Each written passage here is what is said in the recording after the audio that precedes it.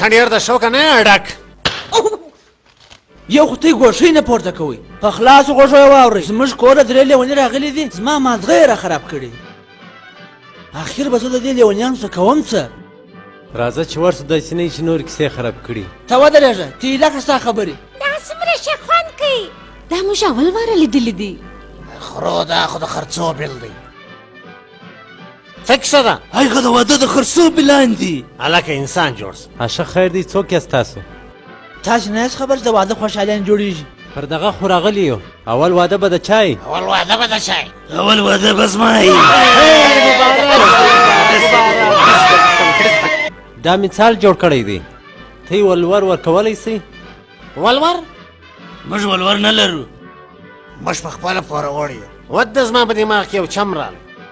تاسې ټول خپل د نومو بیجونه راوکاږئ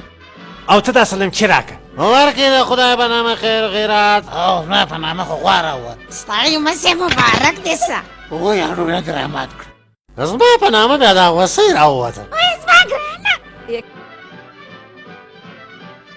هیڅ زما په نامه بیا دا شکېدلی سړی راووت هی لیونی هغه نه دغه بیج دی ای ټکټر والا بیا دروه د سیل کولو دغه ځای دی جای په جای دغه ځای دی باید چې د واده شی ورځې دلته تېرې کړل سي ها اردو په که نه ګډ ښه ته وایې بزوګۍ به تر ما ښه ټوپونه ولی سي تا بیا څه ستخۍ جوړ کړی یاره که ستی تارونه شاټ نه وای زه دلې پاتې کېدمه هلکه ته ولاړ څه پښې دې راته غځولې زموږ خو د واده خوشحالې ده ته څه کوې ښه نو دا د اسمال د پیسې د صفا کېدو دپاره دی هی څنګه ښایسته ښکاره کېږي لکه د خوشکاوي خټکی هلکه ګڼنګنه څه کوې چې پزه صفا کوې څوک یې صفا کوي ته ما ته وګوره په ما سونه ګرانې مخ راواړوه ته یې د ښځې سوکان نه دي لیدلي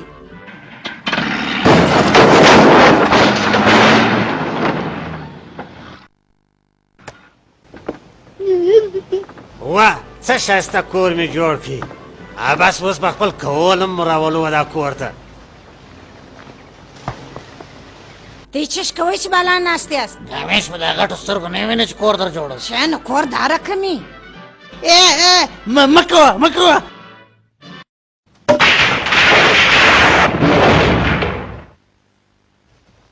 موږ د ملنډې یو چې په موږ باندې ملنډې واست ولې مې دا کور راونړوئ دا کور ته یې خپل پلار دپاره جوړ کړي موږ درسره ځو دا تا ولم ما ولاکه په دا څټکې والې یو هره خو مرکې نه ولې بیا نو په لیونیانو کښېنستو ته ټینګه وز ما اودس درون څه بل لرګی راخله هله زما هم دغه حال دی راځه اودس